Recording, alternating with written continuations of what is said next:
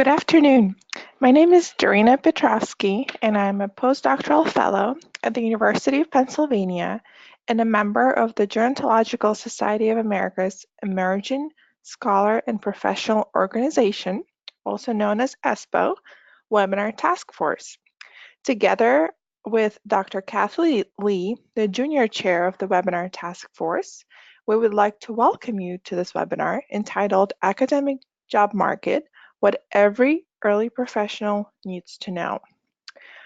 Following our previous webinar on non-academic careers in aging, we thought that this topic would be particularly helpful for those of you who are currently on the job market and many others who are thinking of finding their careers in academia. Our speakers for today's webinar include Dr. Barbara Cochran, Dr. Noelle Fields, and Dr. Cal Halverson. Next slide, please.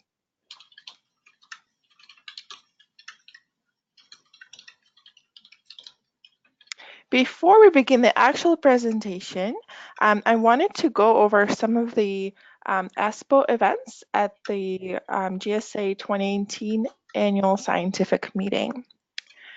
The highlights include a pre-conference workshop, having a designated ESPO lounge throughout the conference, and ESPO breakfast, where the next year's executive board is introduced and where we will be soliciting ideas for future ESPO activities. We will also have 2 ESPO symposiums, and there will be a wine and cheese networking event following the Friday's presidential symposium, where you can get to know each other and members of the executive committee. Please look for me and say hello. Lastly, throughout the conference, we will have several informal chats taking place in the ESPO Lounge. The one informal chat which may be of interest to you is finding and landing an academic job, which will take place on Friday, November 15th at 1:30. By following the link you see on the slide and by looking specifically at page 10 of the newly released program book for the scientific meeting, you'll be able to find additional ESPO events. We look forward to seeing you there. In this webinar today, we will allot around 15 minutes towards the end of the presentations for questions. You can type your questions through the control panel on your screen in the question box area at any time during the presentation. You can also contribute via our Twitter webinar hashtag, which is hashtag ESPOcareers, found at the bottom of each of our slides. Thank you to all our speakers for their time and effort in preparing for this webinar, and thank you for our audience for your attendance. We hope you'll find this an educational, useful, and meaningful experience. Next slide. Our first speaker is Dr. Barbara Cochran. Dr. Cochran is the de Tournay Endowed Professor for Healthy Aging and the Interim Chair of the Department of Family and Child Nursing at the University of Washington School of Nursing. She will share with us practical tips and advice for applicants who are looking for an academic job. Dr. Cochran, welcome. Thanks, and thanks much to ESPO for inviting me and to participate in this webinar. Welcome, everyone. I thought I'd start off, next slide, please. I thought I'd start off by clarifying where I come from and considerations that have been sort of part of my professional life in regard to the academic job market. So I've been at research-intensive institutions, a cancer research center, and then the UW School of Nursing since I got my doctorate. Although I was originally accepted into a postdoc program, I was around the same time offered a position at the coordinating center for a very large landmark study called the Women's Health Initiative. That was right up my alley of interest, and so no postdoc, unless you count that WHI experience, which I'm still involved with for about 25 years later as a postdoc experience. My work has been pretty strongly interdisciplinary, although I'm at a School of Nursing. Because of my WHI work, my networks are mostly multidisciplinary, and much of my Gero work here at UW has been interdisciplinary, and I love those opportunities. A lot of my work has been ongoing coordination and leadership roles as opposed to just pure straight out research. It's been collaborative in air quotes. Had a lot of leadership responsibilities, the coordinating center work, directing centers as my department's vice chair for research and now as interim chair. And so I've been essentially in the job market recruited to my positions for those kinds of purposes in addition to research. And then with mentorship, I've been involved in both mentorship activities at the individual and institutional level, particularly here at UW. I've worked with students and early career faculty, and with my past center responsibilities with establishing and maintaining mentorship programs, matching mentors and mentees, group mentorship activities, that kind of thing. And then I have varied perspectives on the search. I think because of my background, I have been involved in different kinds of searches as a member of a search, as a member of a faculty, as a member of a search committee, chairing search committees, and then encouraging search committees as department chair, although most of the searches I've been involved in have been pretty heavily research focused. So next slide. I was asked to come up with some tips, so I thought that's how to organize my remarks. And the first tip is to really think very honestly about who you are as you start heading into exploring the academic job market. What's your professional focus and interest? What are your needs for professional development? And then depending on your expertise or interests, does the environment you're looking at support those needs? In other words, are there populations in that environment? Are there disciplines around you at that institution that you would value or need for moving forward? And then what are the more practical considerations? Are you movable? Would you fare better in an environment that offers a lot of support and collaboration? Or do you like situations where you can chart your own course and find opportunities? For example, maybe you are really wanting a research career, but that's not the sum total, and you like to sort of carve out your area. Maybe you would want to work at an institution that is less research intensive, but that there's still some support for research. And then a key thing to think about might be, how are your finances, like student loans? Can you afford the cost of living in the area you're looking at? If you're looking for an institution that can offer a great recruitment package and help address cost of living, then these days you might be wanting to look at a private rather than a public institution. I think it's fair to say that across the nation, public institutions are experiencing decreased state support for their programs, and so they're working a bit on bare bones these days. And then thinking about, what do you bring to the position? What are your strengths? Are you a really enthusiastic person? Do you bring expertise? Do you speak multiple languages? Have you traveled? Do you have connections through that travel? Do you have a real depth of clinical or research experience? Maybe you have a lot of teaching, but not much research experience, or vice versa. And are you perhaps bringing funding, or do you have a proposal that's almost ready to go out the door? And then thinking about your weaknesses, and I mean here not so much about what a faculty might think are weaknesses, and so you have to, apologize for it, but more ahead of time, figure out ways to turn those weaknesses into strengths, or at least to be able to convey that you have a background that may appear to have weaknesses, but you actually can address it, such as maybe you haven't done a lot of classroom teaching, but you've presented a lot of continuing education workshops. Maybe you've done clinical and services, that kind of thing. Maybe you haven't led research projects, but you've collected data.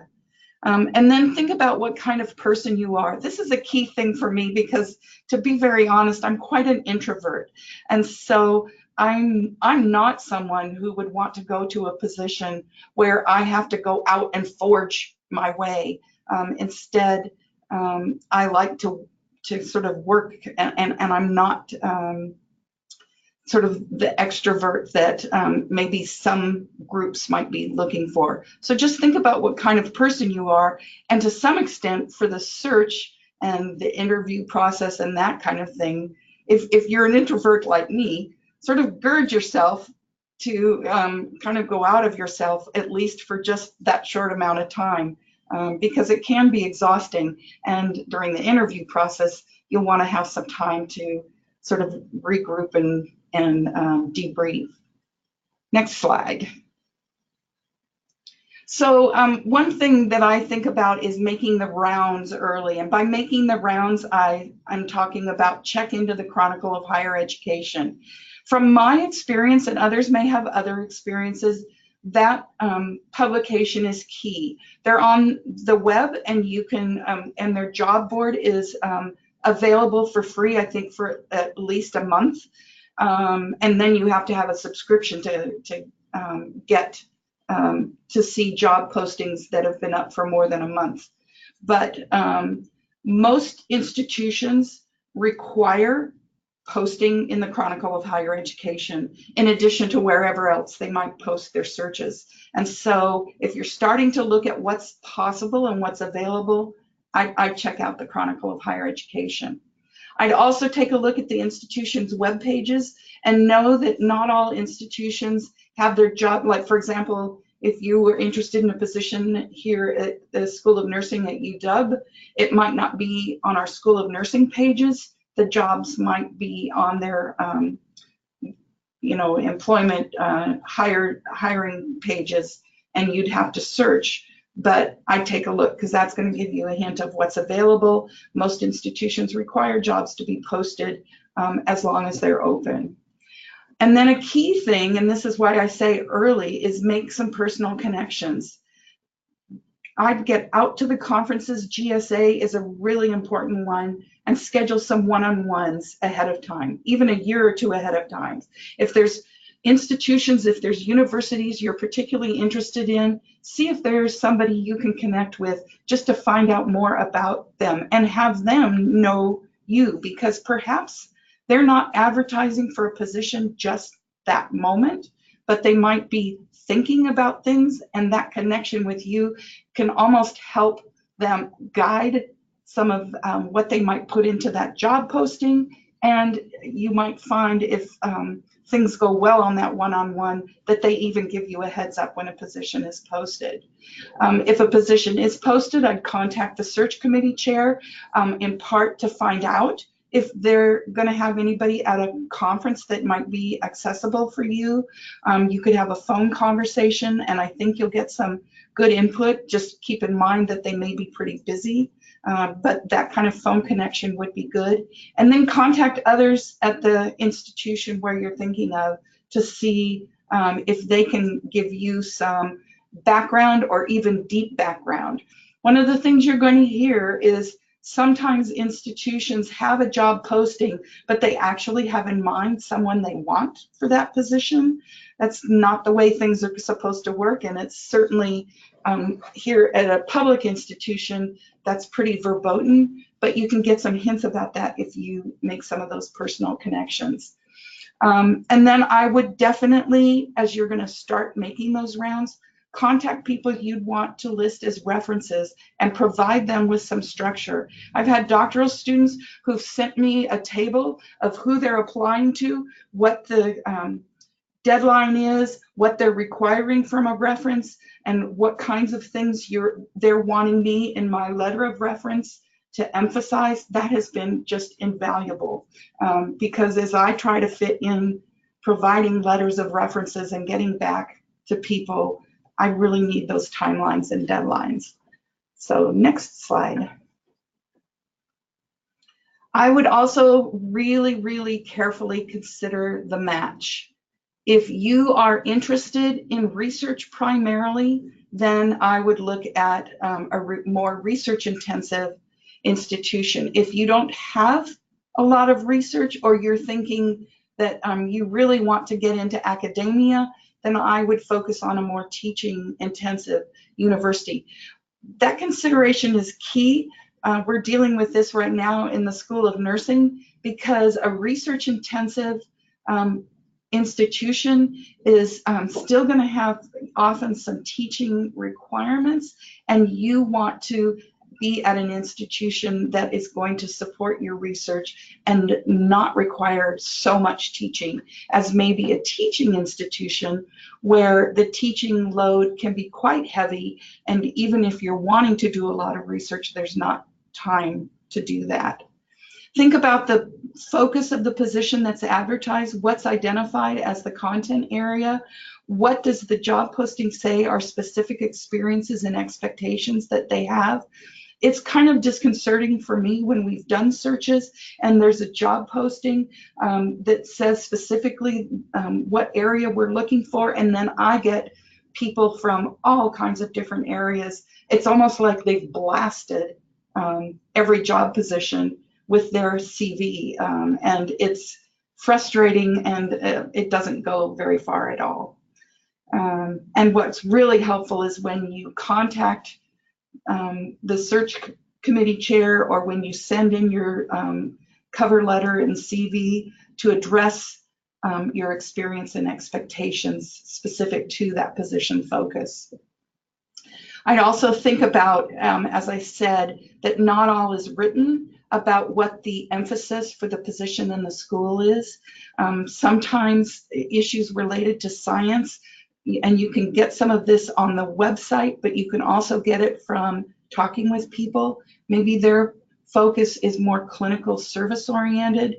Maybe it's more community policy. Maybe they're looking for people that have more of a background in lab analyses, data analyses, biomarkers, that kind of thing. So by making those connections, you can find out what's the scientific focus for the position.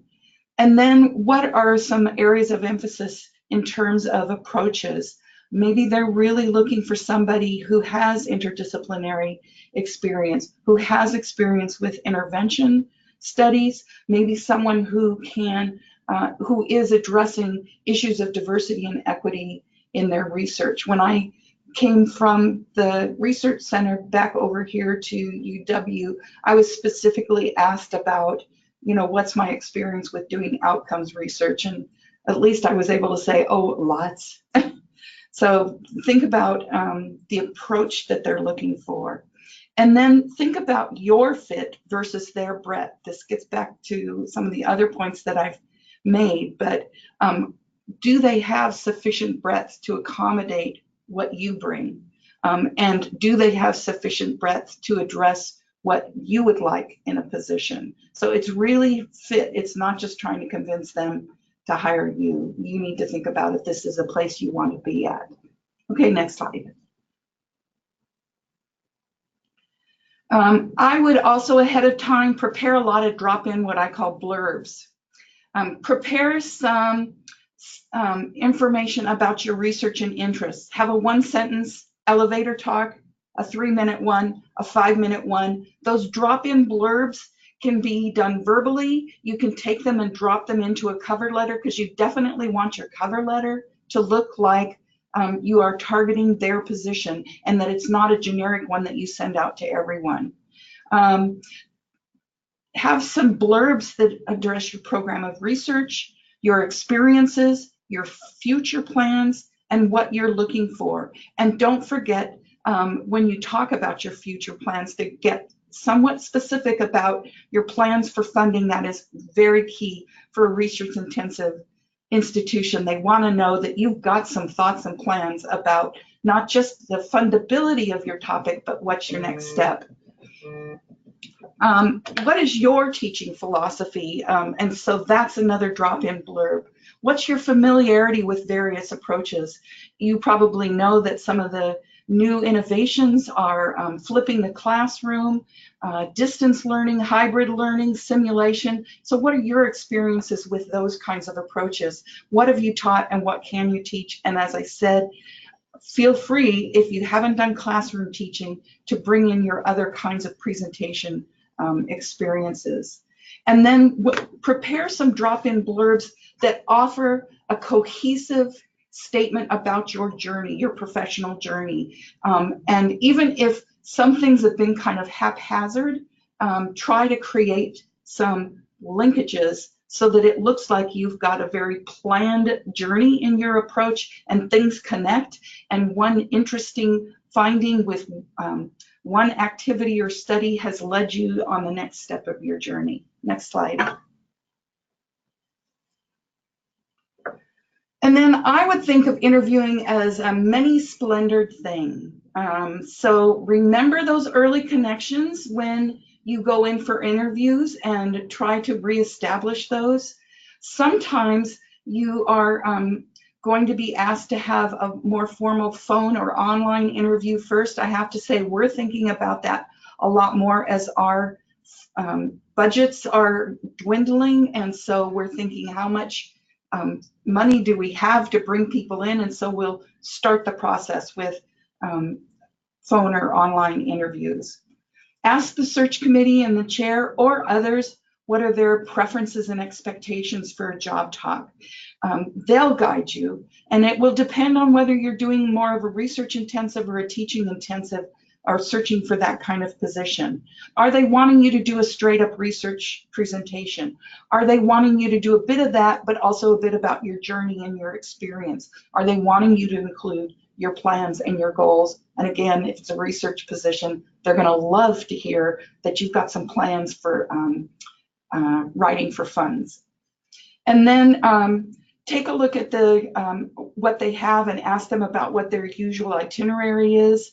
What kinds of meetings do they ask you to have? How much social expectations are they? Will you have downtime? As I said, for this little introvert here, that's sometimes important, that I've got a little bit of time at the hotel in the evening to just kind of, replenish.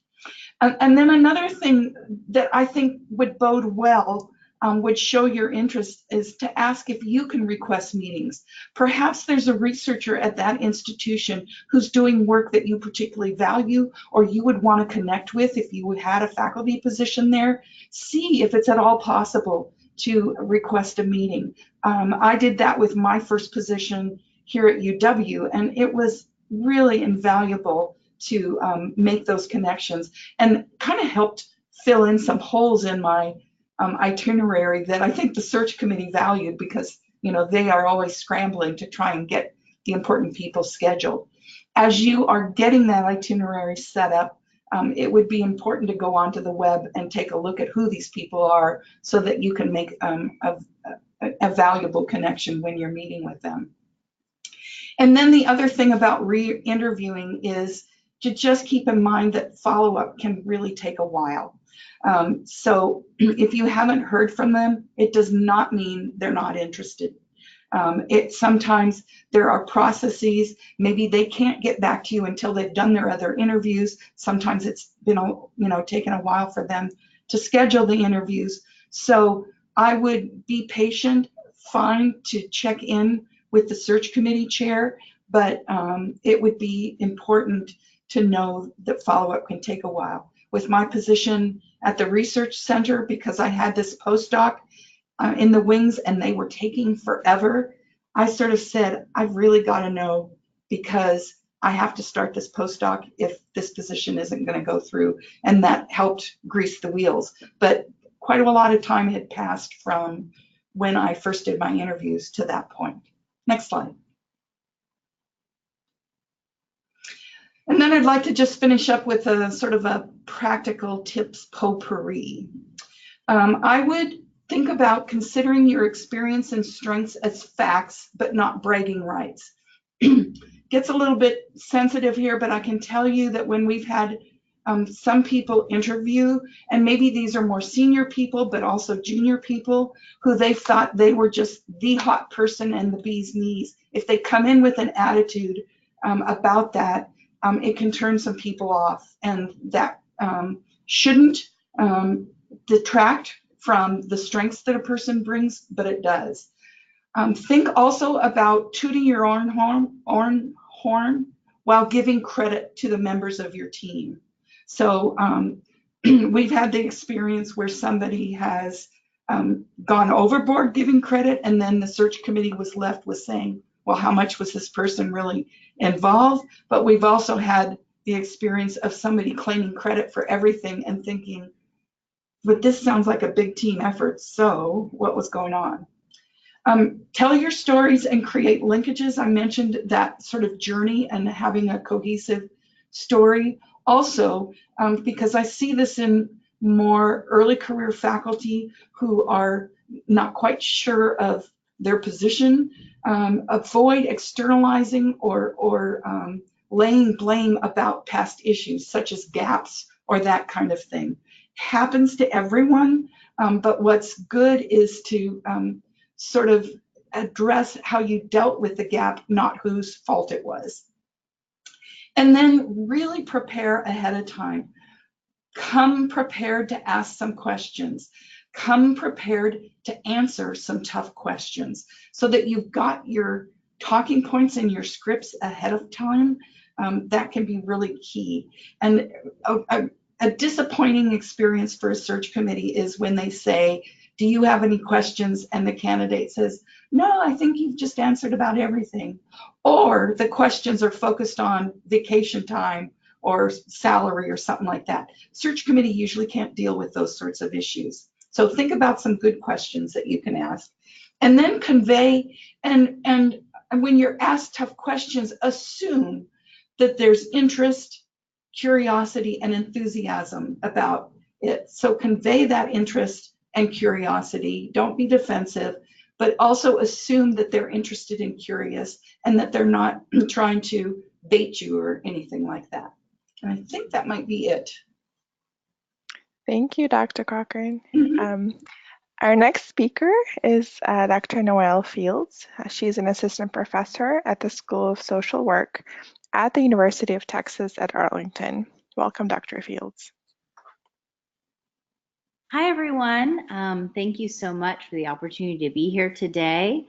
Thank you, Dr. Cochran, for all the information that you shared. Some of my information may overlap a little bit, which I think is helpful to reiterate some important points. I completed my PhD in 2013 and then started in the fall of 2013 at UT Arlington, which is a research-intensive university. So I'm going to share a little bit today about my experience, kind of from my perspective, being on the job market a little while ago, but targeting my materials for a research-intensive university.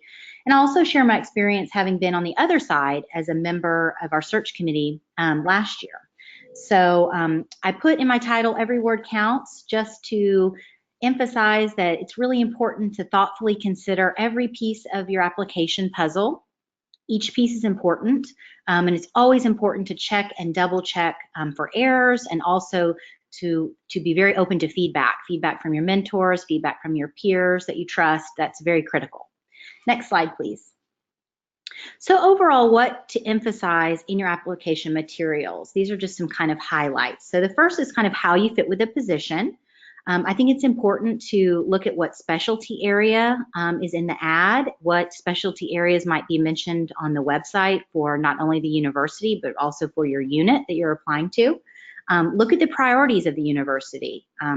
For example, where I am at UT Arlington, we have several aspects of our strategic plan, one of which is health and the human condition. And so I was able to talk about how my work fit within that piece of the strategic plan. Talking about your publication record, of course, in your materials, showing your collaborations with faculty and peers perhaps, and also how you independently publish or lead publications is very important.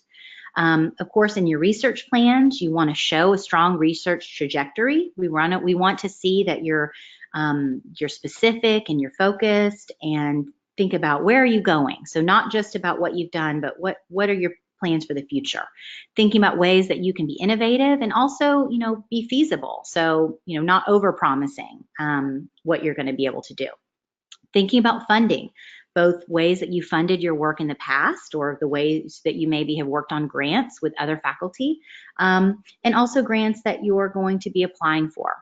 Thinking about your teaching plans, how you demonstrate creativity, how you emphasize diversity in the classroom, and also your previous experiences. And then as applicable, if you have any practice or work experience. For instance, in social work, we typically talk about 2 years post-MSW experience, which some schools are looking for, but that may not be as applicable in some of your areas. Next slide, please. So I won't talk too much about your CV because most of you, I think, are very familiar with this, but just in terms of the high points, really you're making this very distinct from a resume that you perhaps have had before academia. Make sure it's very clear, very organized, showing your collaborations. When I was a member on the search committee last year, this is the CV is one of the first things that I looked at along with the research statement. So this is a very important piece of your application dossier. Next slide, please.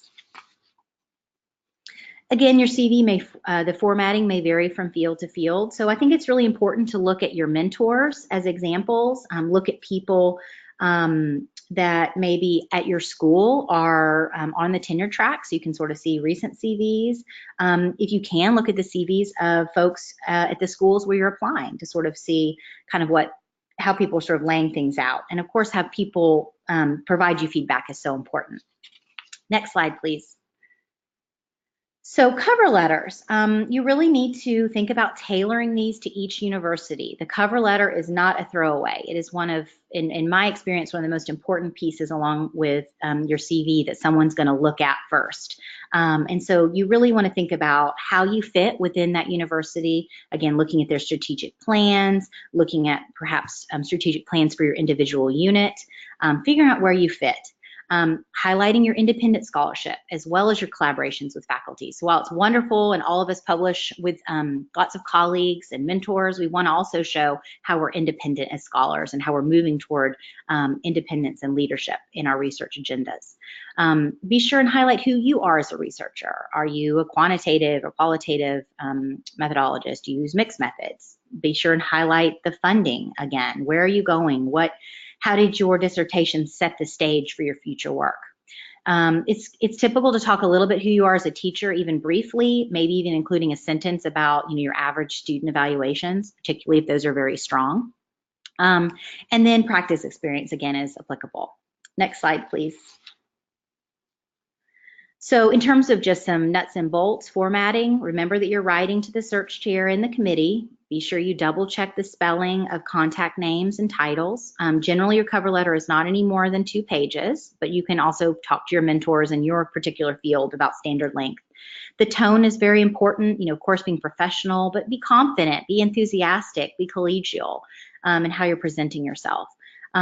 Give context to your CV. That's part of the cover letter, sort of a little bit of a narration of your experiences. And then always get feedback from your mentors and trusted peers on your cover letters. Next slide, please.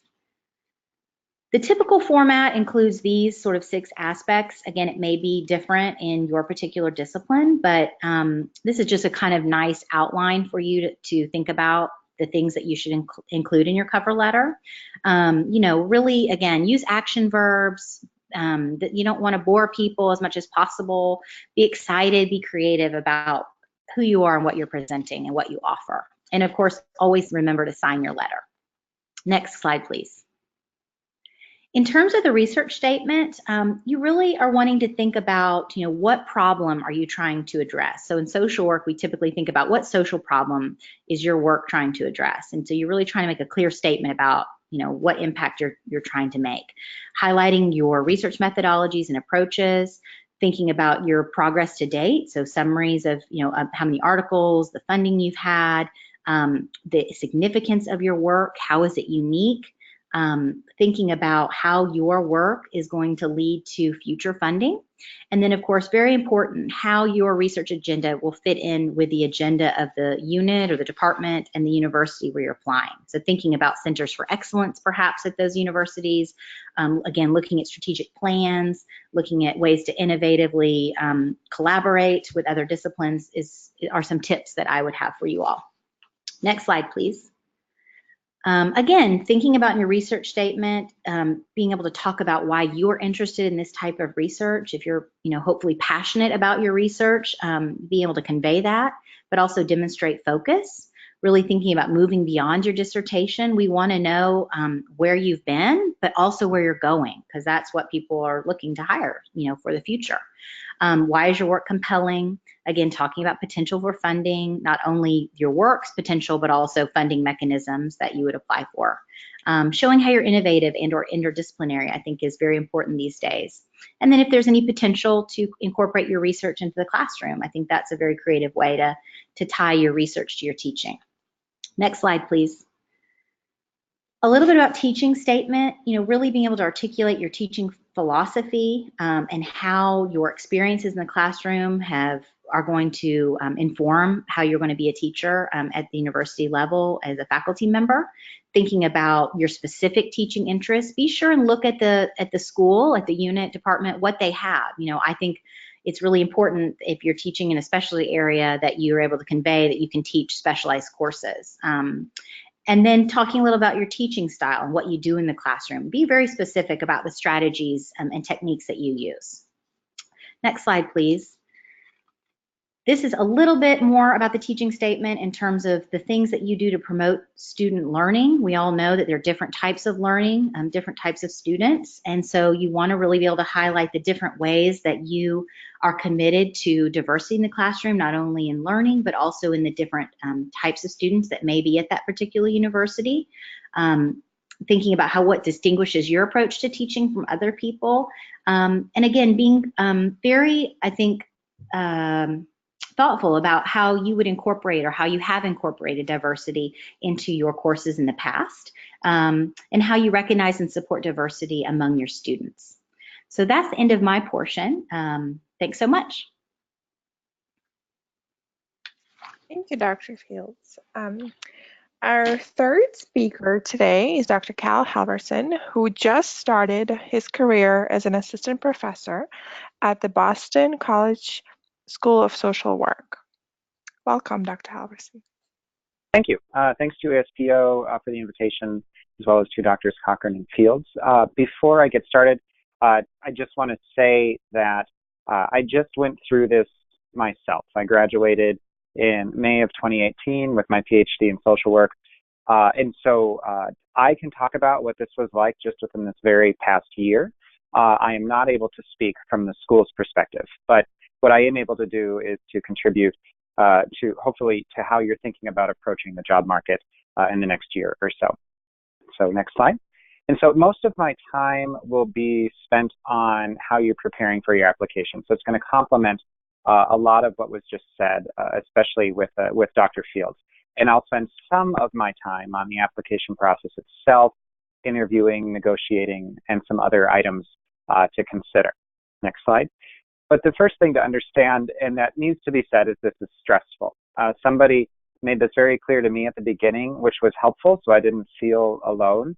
So I am an extrovert. I know Dr. Cochran talked about not being an extrovert. So, there's a lot of different types of people out there. So even for an extrovert, this was incredibly stressful. So it was a lot of fun for me at a lot of times. I love meeting people, talking to new people, talking about research, potential collaboration opportunities. But this can be unnerving. And so you should just know that. And it can oftentimes be energizing, but especially when you go to conferences where you might have several interviews, and when you get to the job talk stage, this can also be exhausting. So these are things just to know going in, so you're not surprised when it happens. But there is a definite end time to this season, this job market season, and so just work your way through it. And so next slide. And so first, when I talk about preparation, one of the key items that Dr. Cochran also talked about was expanding and enhancing your network. And so key to this is relationship building. Networking often feels like a dirty word, but it's incredibly important, and I do see this as building relationships. This helps to build your social capital. You might be helpful to the people that you're meeting now, and other people might be helpful to you as well. And this also helps to expand your professional opportunities. And so these can be trusted contacts that help you to learn about existing and upcoming opportunities, as well as they might be able to provide some recommendation letters to you and advice in the future. Okay, next slide. And so one of the keys here is to start early. So this depends on your field and key dates. And so an example for social work is our main conference is usually in mid to late October. This year it's in early November, where a lot of the interviews occur. And so I actually started to type my letters about 5 or 6 months in advance. So I started in May. Now, this does not mean that I had a full-on packet ready in May, but I started to write drafts in May, and I started to workshop them with some of my colleagues in May. And so the way I went about doing this that I thought was helpful was I started with my more specific statements first. And so I first developed my research statement, and then I developed my teaching statement that Dr. Fields went over. And finally, I wrote my cover letter. And so for my cover letter, I was able to pull from my research and teaching statements and then personalize it for the school. So that helps me. So the key here also is to adapt your letters and your statements for each school, depending on the school's needs and what they wrote about in their call, and perhaps what you know from insider information from the relationships and the network that you developed. Okay, next slide. Another key here that Dr. Fields talked about was workshopping your writing. So there's some areas in this that I thought were incredibly helpful to me that I would highly recommend that you do. The first thing I did was I asked my peers who had gone through this recently before me for their examples. This was really important because I've never written things like this before in my other professional career before I came back for my PhD. This was pretty unique to academia. And so I didn't want to start from scratch. And so I asked my peers for some examples that could give me an idea on how I needed to write. The other thing to understand is you need to be very clear and very concise in your writing. In social work, for example, most cover letters tend to be about 2 pages. That's not very much space, considering that you need to talk about a lot of different things in this 2-page cover letter and show your future academic career potential as well. In addition to that, you want to help guide the reader as they're reading through both your cover letter and your teaching and research statements, and if the school asks for it, the diversity statement.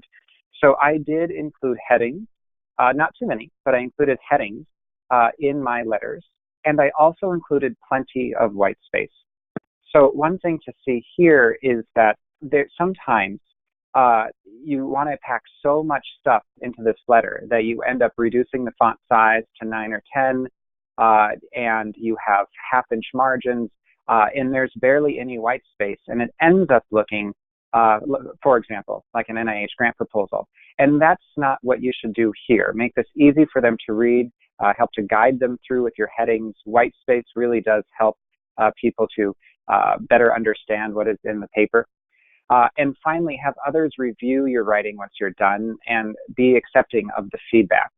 And especially have those outside of gerontology review your writing because it's important to avoid lingo. For example, I am in the field of productive engagement in later life, but I was very careful that if I used that term in my writing, that I also defined it, because those outside of productive engagement, especially those outside of gerontology, may not understand what that means. And if they don't understand what you're saying in your writing, then it's going to be hard for them to be interested in you. Next slide. And so one of the other things that I did that I thought was helpful, and I didn't create this system, some of my friends who did this before me did this themselves and they learned it from other people, is I created and updated a spreadsheet. You could do this in Excel. I chose to do this in Google Sheets. And this really helped me to just to keep on track and to understand who was hiring, who wasn't, what my interest level was, et cetera, and where I was in the process. And so you could create columns however you see fit. But just some examples from me is I had one column that I called updates. And this is where I said, I haven't applied yet. I have applied. An interview's been set. And if so, what kind of interview? Because sometimes there's multiple varieties and there's multiple interviews along the way. And then finally, if an offer was made. And then what was fun at the end for Boston College, I changed offer made to accepted. And so that was a lot of fun to update in my spreadsheet. So of course, the name and location of the school is another column. I did have a column for interest level because there's often a lot of job openings. And so I had to prioritize who I was going to apply to and when. And so this helps me to sort my spreadsheet by interest level.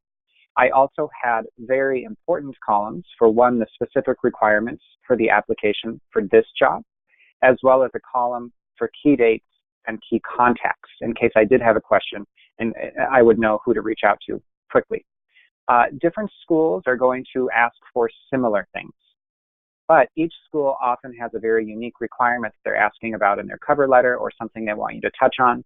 Some schools asked for a 3-page cover letter, but no teaching or research statements. Most schools asked for a cover letter and teaching and a research statement. And so it's important that you get those right. And the final thing I want to say is make sure to save a PDF of the job postings, because sometimes, in my experience, these were taken down or slightly changed before I went into the interview, for example, at my conference, or before I did the job talk. And it's important to be able to review these before you have these interviews, just to make sure you're touching on what they'd like. Next slide, please. And so the other thing that I did was I searched the job boards weekly. And so Dr. Cochran talked about Chronicle of Higher Education, and their job search website is called Chronicle Vitae. So I used Chronicle Vitae. I also used a website called Higher Ed Jobs, as well as you might want to look at your specific field. So within social work, I used the Council for Social Work Education, or CSWE website. They had a bunch of postings there as well. And so the thing here that can happen, depending on your personality, is this might turn into an incredibly stressful time. And so I knew some people who were checking this daily. These jobs don't get updated that quickly. And so what I decided to do was I checked my jobs, the jobs available every Friday. And then that way I could make a determination of when and how I'm going to apply during that next week. And so that kept me feeling a little bit less on edge by just checking this once a week. Next slide, please. And so as I mentioned earlier, one of the key things to do is to follow directions. And of course this makes sense, but this is key to even getting your foot in the door. And so I just want to underscore that while schools are sometimes asking for similar things, they're not always asking for the same things.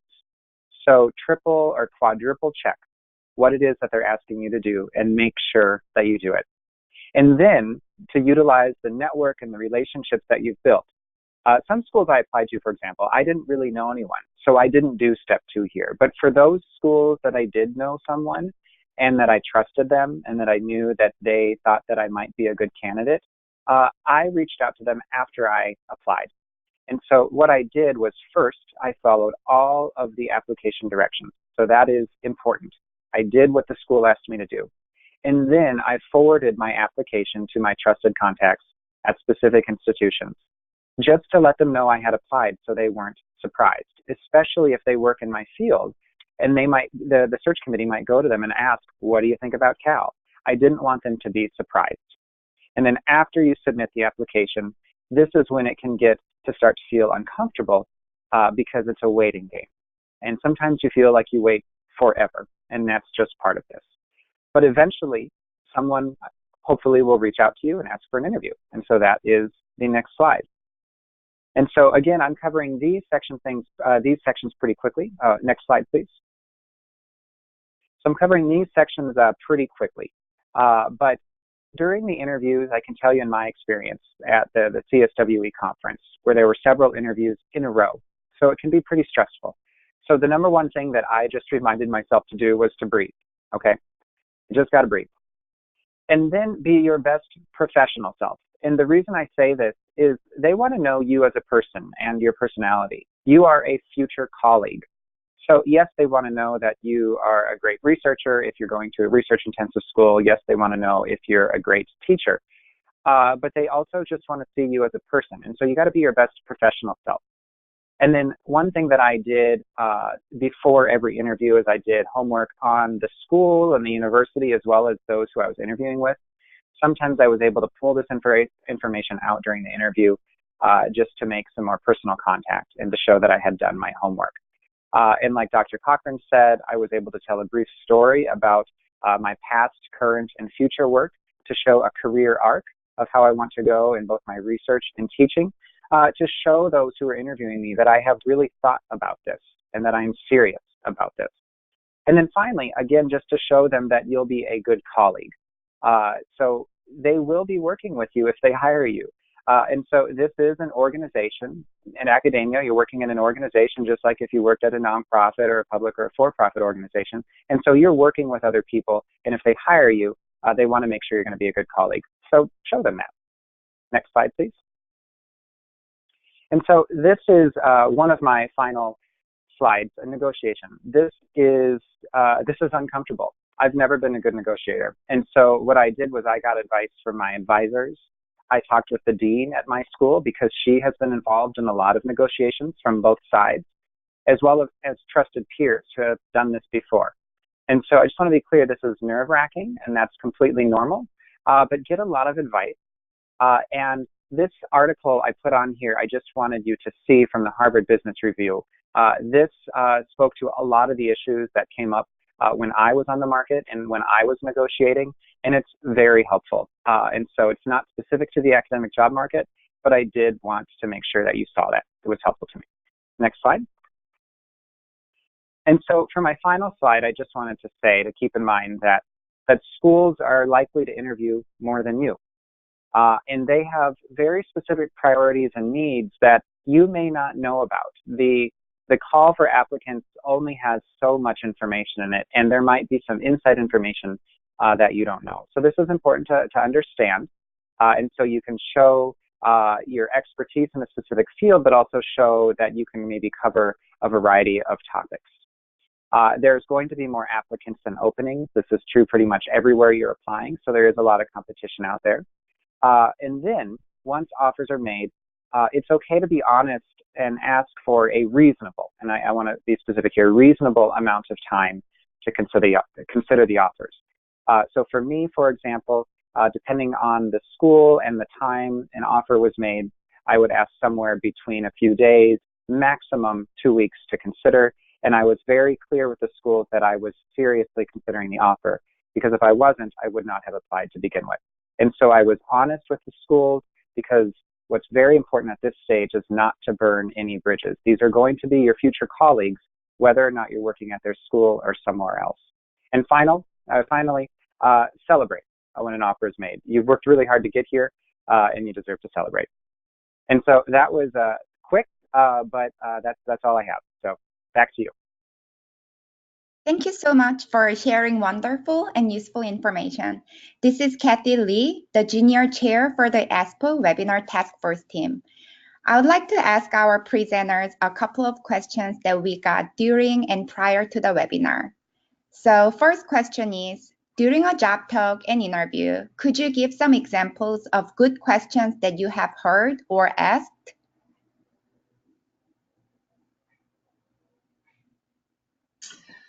This is Barb. I would say some really good questions are those that focus on conveying that you're really thinking about how you fit into the institution in the area. So asking them about potential partners, and I'm talking research here, but asking them about potential partners, asking them about populations in the area that would be particularly appropriate for your area of research, asking them what kinds of mentorship is available for early career faculty is a good question.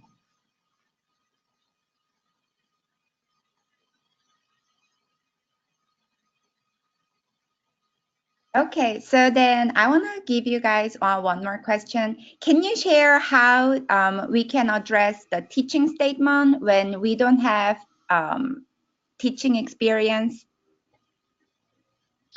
Yeah, I think one way to do that, this is Noelle, is to make an effort to be a guest lecturer or a guest speaker in some classes while you're in your PhD program, or it may be, if you're a postdoc, able to do that. And so you can put that on your CV and demonstrate that you've been in the classroom. And there may be other opportunities, for instance, if you've taught continuing education, other ways that you can show that you have, been in front of students or people who are learning with learning outcomes. So I think that's a couple creative ways to do that. Thank you. That's a really good answer. So we got another question here. So what is the best way to develop and most effective structure or format of the job talk? I'd be glad to answer this since I just did this a year ago. The way I structured my job talk that I thought was pretty helpful was I started with this just a very a brief background of my field of productive engagement and to show specifically where I believe that my current and future research will fit into it. And then I moved directly into my dissertation. And the reason I did the dissertation, of course, the methods and the results. Now, specific to the job talk, in social work, for example, the job market season is moving up. And so I worked very hard to get preliminary results before I did job talks. So my dissertation certainly wasn't complete, but I had preliminary results that I was able to mention. And so I did my results. Then, of course, what's very important is the implications of your results. Don't forget those.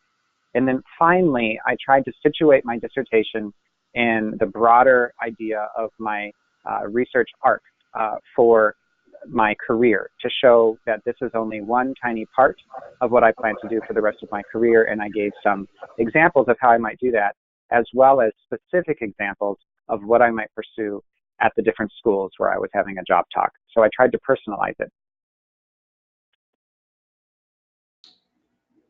Okay, thank you so much. Do you have any advice for older students or those who are looking to enter academia in midlife?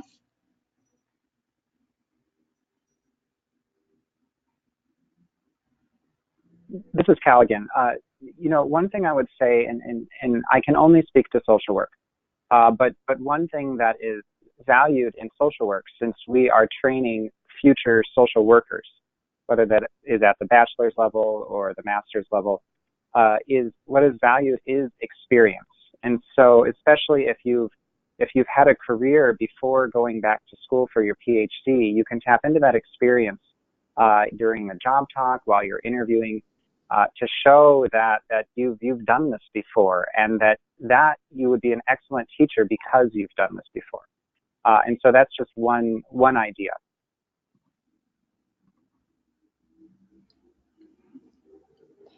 Okay, thank you very much.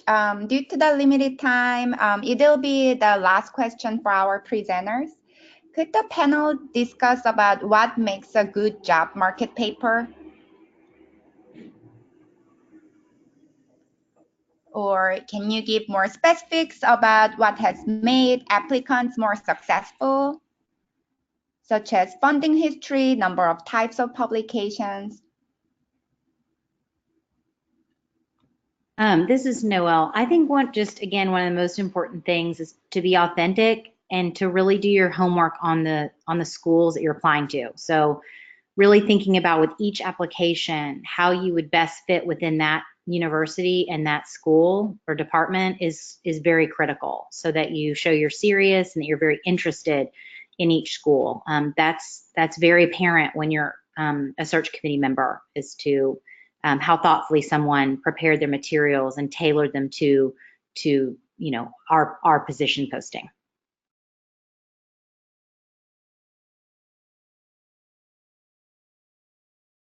All right, thank you very much. Slides will be available on geron.org/webinar. So thank you very much, everyone, for taking your time to participate in this webinar. And please share your feedback on this webinar with us. Thank you.